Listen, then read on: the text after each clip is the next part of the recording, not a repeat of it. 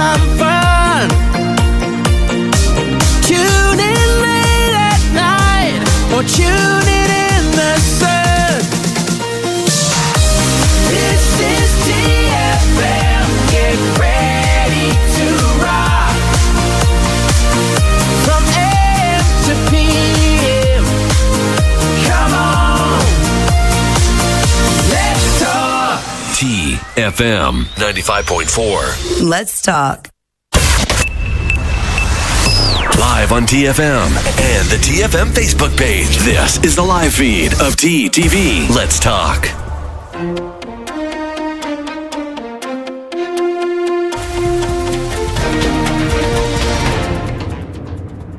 Hello and welcome to the Midday Update. These are the top headlines from our newsroom today. Grand Mufti of Egypt praises His Majesty's leadership. Supreme Committee takes tougher measures ahead of Holy Month. Oman allows entry only for citizens and residents. Trial operations begin at Duqm Integrated Power Water Plant. Al Khwair Square Complex inaugurated in Muscat. Saudi Arabia issues new guidelines for Umrah pilgrims. UK to move to phase 2 of roadmap to exit COVID-19 lockdown. Nepal may witness peak of second wave of coronavirus in June, according to the health minister. Liverpool not looking to take revenge against Real Madrid, says Klopp.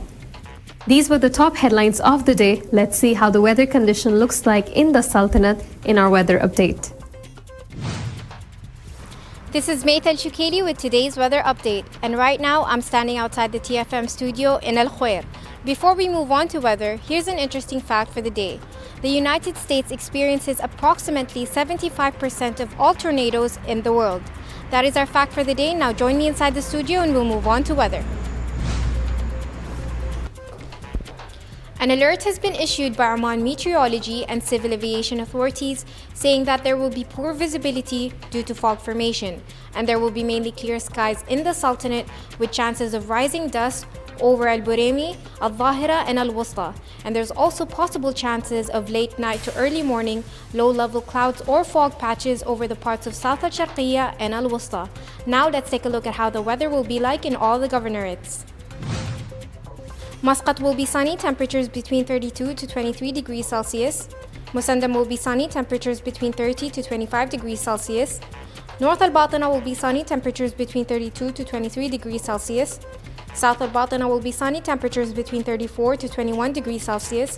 Al-Buremi will be sunny, temperatures between 34 to 19 degrees Celsius. Al-Dhahira will be sunny, temperatures between 36 to 18 degrees Celsius. Al-Dakhiliya will be sunny, temperatures between 38 to 21 degrees Celsius. North Al-Sharqiyya will be sunny, temperatures between 38 to 19 degrees Celsius. South Al-Sharqiyya will be sunny, temperatures between 32 to 24 degrees Celsius. Al-Wusta will be sunny, temperatures between 37 to 19 degrees Celsius. And the Far will also be sunny, temperatures between 36 to 24 degrees Celsius. Welcome back to TTV. You're watching Midday Update. Now, before we get into the details of the local stories for the day, let's see how the COVID-19 situation looks like in the Sultanate today. The Ministry of Health officials has announced the registration of 6 death cases due to coronavirus in Oman today.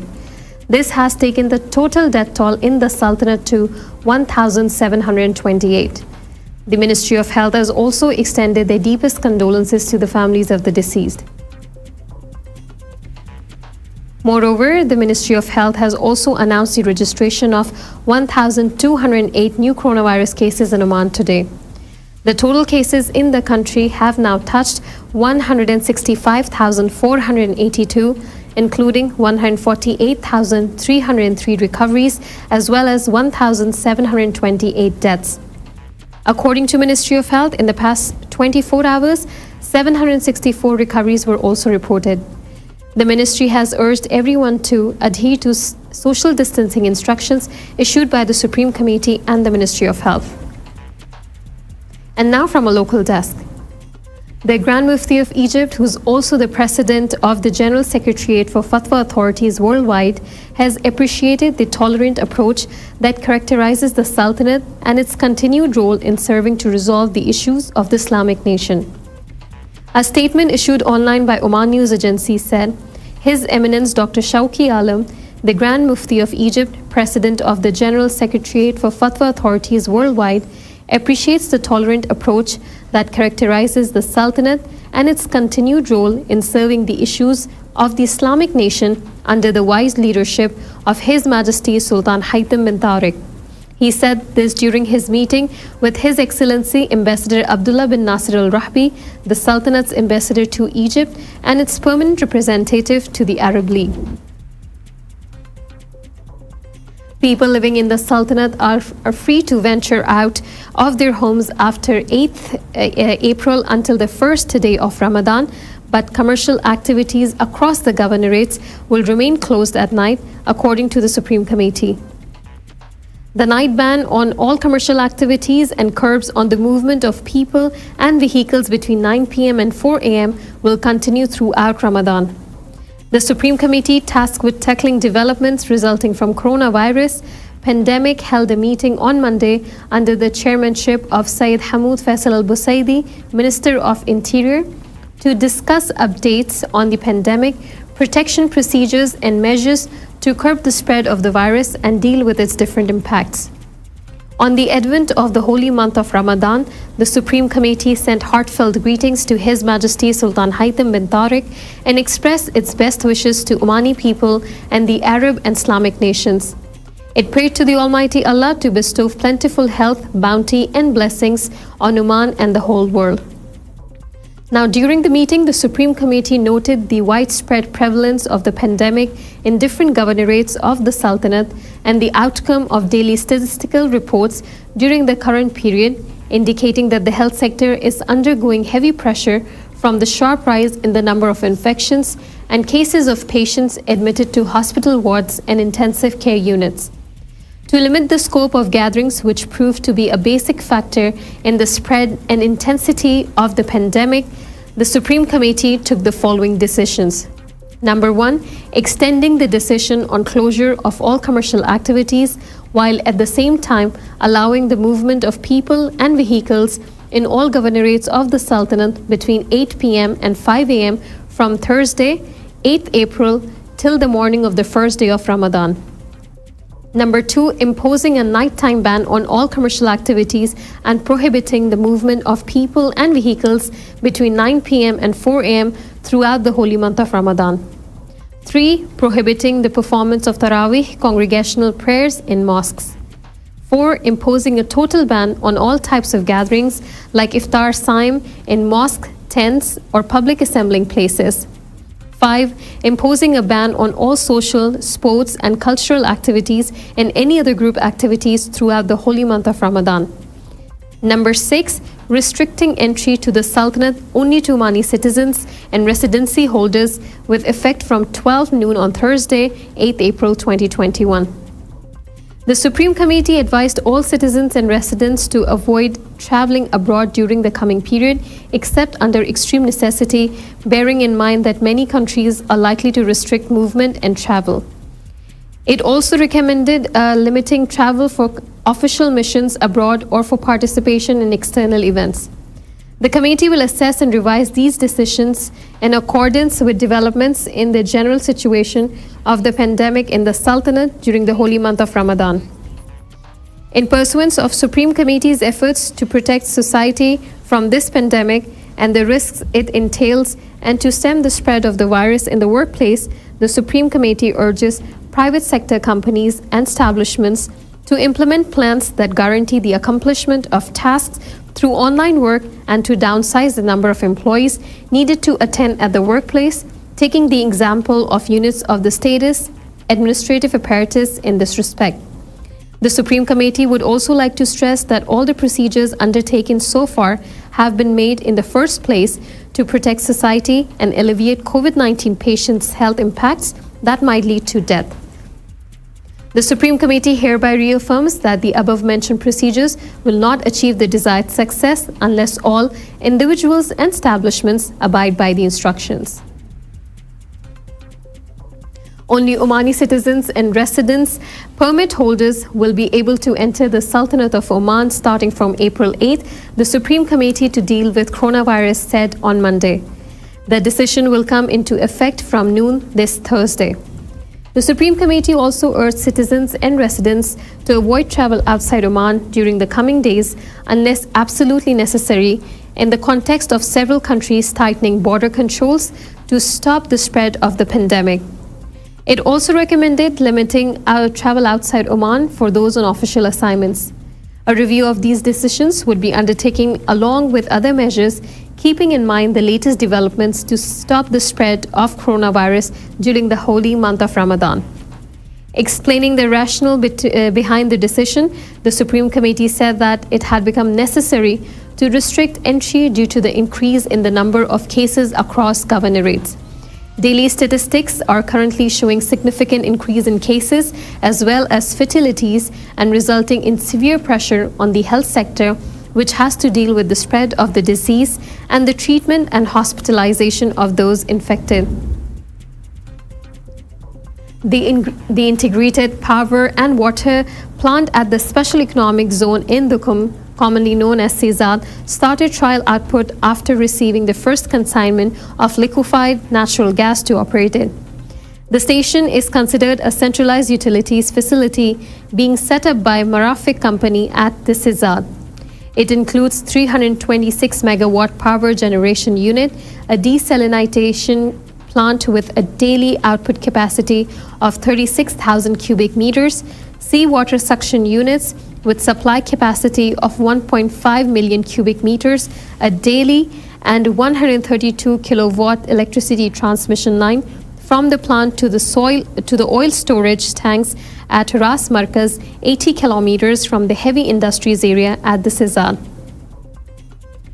Quoting Engineer Abdullah Muhammad Al-Hashmi, CEO of Marafiq Company, Duqm Economist magazine said in its new edition this month that the arrival of the first consignment of gas to liquefied natural gas to the Sizad is major news in the area. Al-Hashmi explained that by the end of March 2021, Marafiq completed 90% of its strategic project at Duqm and succeeded in conducting operations for more than 6.3 million hours in a secure manner without registering lost time injury. The task including installing 5 gas turbines and 5 steam turbines at the site.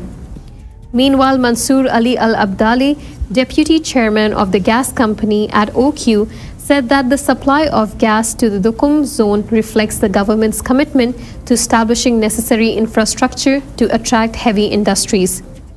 The 98 million Omani Riyals project of gas supply to Duqm aims to satisfy current and future requirements for gas supply to projects in the Sizad, said Al-Abdali, noting that the project will encourage the execution of converting industries.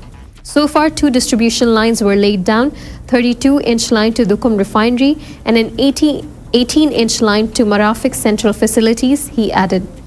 In the first phase, the gas plant at Duqm will receive 15 million cubic meters a day, but it has a daily reception capacity of 25 million cubic meters when deemed necessary. The Al Khwair Square complex has been inaugurated by Muscat Municipality and Bayan Investment House. Oman News Agency said in a statement, Muscat Municipality and Bayan Investment House inaugurated the commercial complex Al Khwair Square, which is a 2-floors building project with an area of about 6,000 square meters. The inauguration of the project was sponsored by His Excellency Engineer Issam bin Sauda Zajali, the chairman of Muscat Municipality. The project is an investment agreement between the Muscat Municipality and the Bayan Investment House to utilize the municipality's land plot located in Al Khwair area in the Vilayat of Boshur for the implementation of a commercial complex. The project also contains 36 commercial units distributed over 2 floors, 200 parking spaces for vehicles, and a number of public facilities such as prayer halls and public toilets, and the project occupancy rate has reached 80% of the rental space. This was all from our local desk. It's time for us to take a quick commercial break, but stay tuned for more updates from our international desk.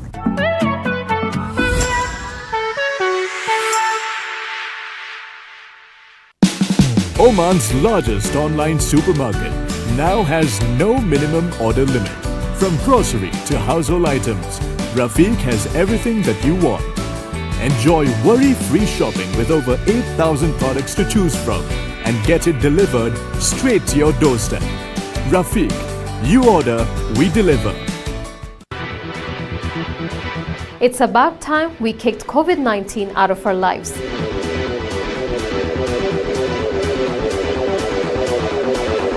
Join us on TTV Outline every Monday and let us learn how to fight COVID together.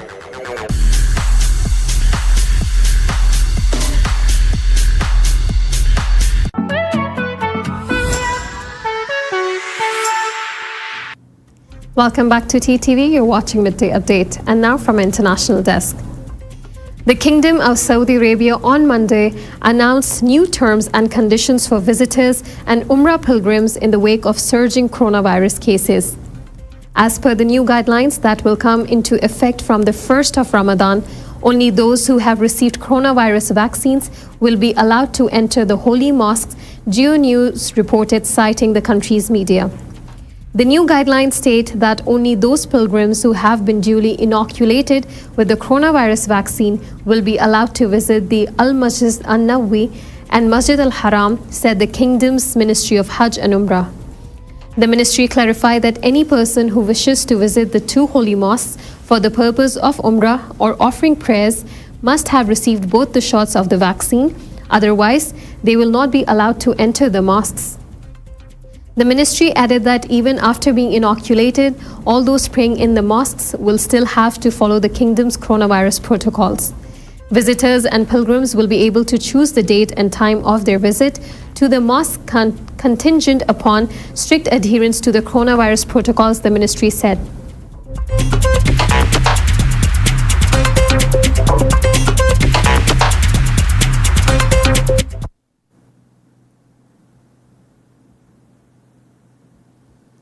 British Prime Minister Boris Johnson on Monday announced the relaxation of COVID-19 restrictions in the United Kingdom from next week after government data showed that the country has met all 4 tests for easing the lockdown. In what Johnson calls Phase 2 of our roadmap, shops, gyms, zoos, holiday campsites, and personal care services will be reopened.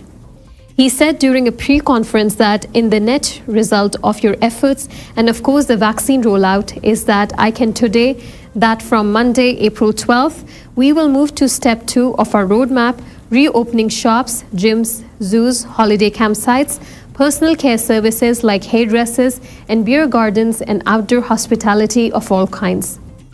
The British Prime Minister thanked the people of the country of their patience and said it was their collective efforts that helped in providing crucial time and space to vaccinate over 31 million people.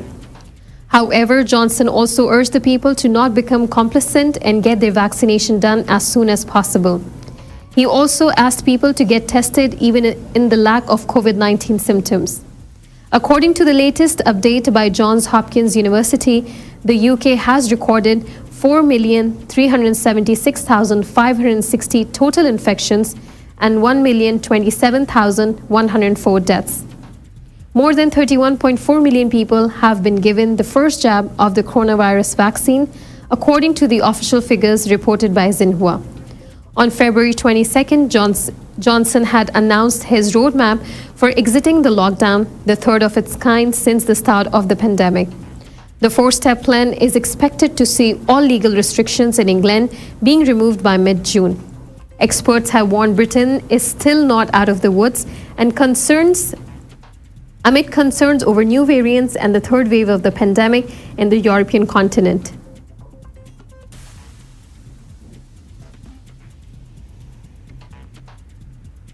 Nepal may witness the peak of the coronavirus second wave in June if people flout precautionary measures, Minister of Health and Population Hridayesh Tripathi warned on Sunday. Addressing a meeting of the House of Representatives on Monday, Tripathi said this assessment was made on the basis of the recent surge in infections in the nation. Nepal again has witnessed surge in COVID-19 cases from mid-January, which had started to decline from October of 2020. Tripathi further added that nation has been alerted about a sudden rise in cases in India, with which the Himalayan nation shares an open border. Meanwhile, Nepal recorded a total of 266 new cases of COVID-19 in the last 24 hours, taking the total caseload of 278,210.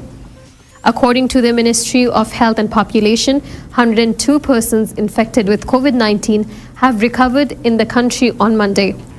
The total number of recoveries have reached 273,342 in the country till April 5th.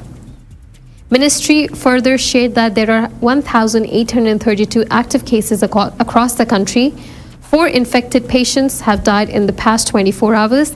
The COVID-19 death toll is 3,036 so far in Nepal. Once again, it's time for a quick commercial break, but stay tuned for more updates from our sports desk.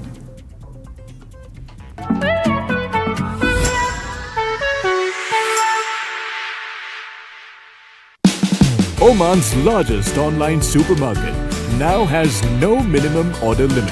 From grocery to household items, Rafiq has everything that you want. Enjoy worry-free shopping with over 8,000 products to choose from and get it delivered straight to your doorstep. Rafiq, you order, we deliver. It's about time we kicked COVID-19 out of our lives.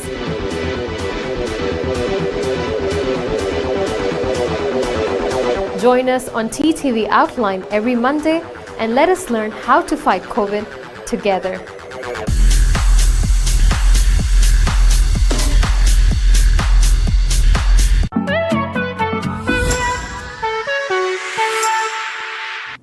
Welcome back to TTV. You're watching Midday Update. And now from a sports desk. Liverpool manager Jurgen Klopp has said that his side is not looking to take any kind of revenge against Real Madrid in the upcoming Champions League quarter-final leg 1 fixture. The talk about the match between Liverpool and Real Madrid has surrounded around their meeting in 2018 final, which Real Madrid managed to win by 3-1. We are not on a revenge tour here. I don't believe too much in revenge, but it would be nice to get through because it would mean we are in the next round. My motivation is on the highest level because it's the Champions League.